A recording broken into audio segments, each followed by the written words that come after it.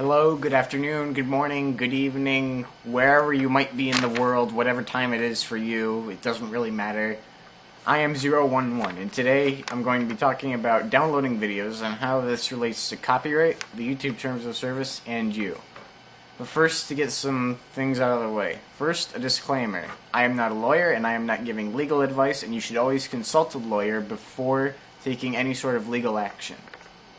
Second, I'm going to assume that you have a fairly good understanding of the Digital Millennium Copyright Act, or DMCA for short. Third thing, this is a video response to the Masked Analyst on downloading videos.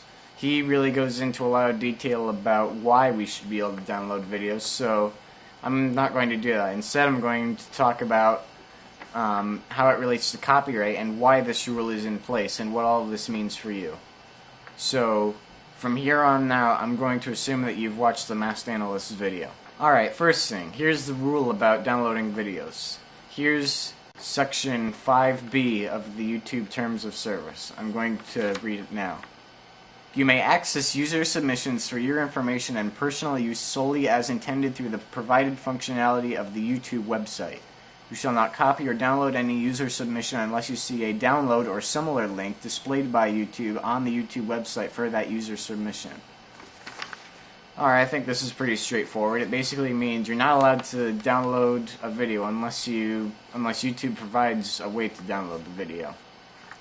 So, why is this rule in place? Well, the way I see it, it's to prevent piracy. So, for example, let's say that I don't know, Green Day uploaded a music video or a video with their music in it or something. If this rule wasn't in place, then somebody could download the video with third-party software of some sort and then use a converter program to convert it into an MP3. And so then they could put the MP3 on their iPod or MP3 player or whatever. They could do anything with it, and that would be a loss of a sale. So this rule is really mainly to prevent copyright infringement. That's another reason why large corporations don't belong on YouTube. This is YouTube, not corporate tube. But also, some partner videos have download links next to them that say download for 99 cents. This rule is here so that you don't download the video for free instead of downloading it for 99 cents. Alright, next thing, mirroring videos by other people. Some people have used Clause 6C of the Terms of Service in order to justify the mirroring of another person's video. Let me read to you Clause 6C. For clarity, you retain all of your ownership rights in your user submissions. However, by submitting user submissions to YouTube, you hereby grant YouTube a worldwide, non-exclusive, royalty-free, sublicensable, and transferable license to use, reproduce, distribute, prepare derivative works of, display, and perform the user submissions in connection with the YouTube website and YouTube's and its successors and affiliates' business, including without limitation for promoting and redistributing part or all of the YouTube website and derivative works thereof in any media formats and through any media channels. You also hereby grant each user of the YouTube website a non-exclusive license to access your user submissions through the website and to use, reproduce, distribute, display, and perform such user submissions as permitted through the functionality of the website and under these terms of service. Now, many people take Clause 6C and use it to justify downloading another person's video and re-uploading it. I, myself, once made this mistake when I was telling someone why you're allowed to mirror other people's videos. And at first glance, it looks like this rule does allow you to mirror other people's videos. But let's take a closer look at it.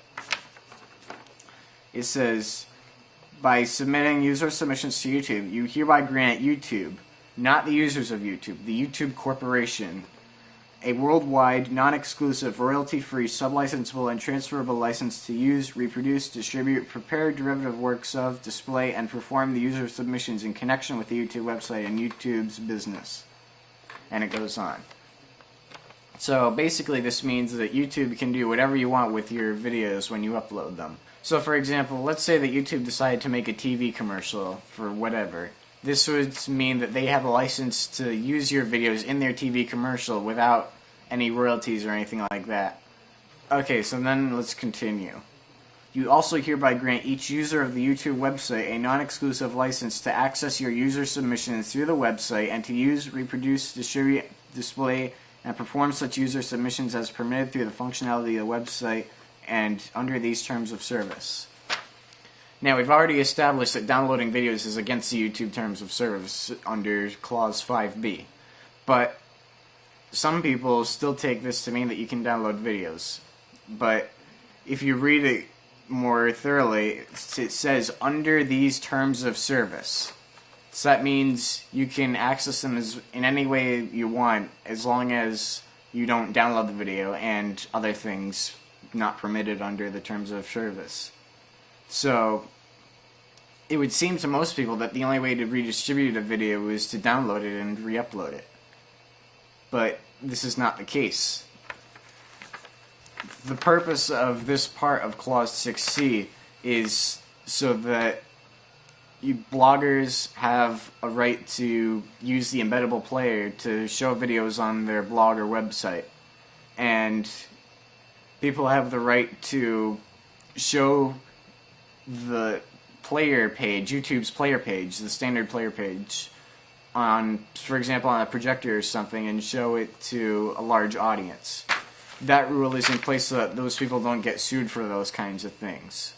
So what does all this mean? It means that you haven't necessarily granted people the right to download and re-upload your videos, which means that if somebody downloads your video and re-uploads it if they download it directly from the YouTube website, then you can still file copyright against them. If they downloaded it from a media sharing site that allows you to download, and if you look at the terms of service for that website, you might or might not able to file a DMCA notice. But if they downloaded from the YouTube site and re-uploaded, then you have the right to file a DMCA notice against them. So, in short, by uploading videos to YouTube, you have not granted people the right to mirror your videos, because mirroring your videos involves downloading the video from the YouTube website, which is a violation of the YouTube terms of service. Well, I guess that's about it for now. Post a comment and tell me what you think about all this. This is 011 signing off.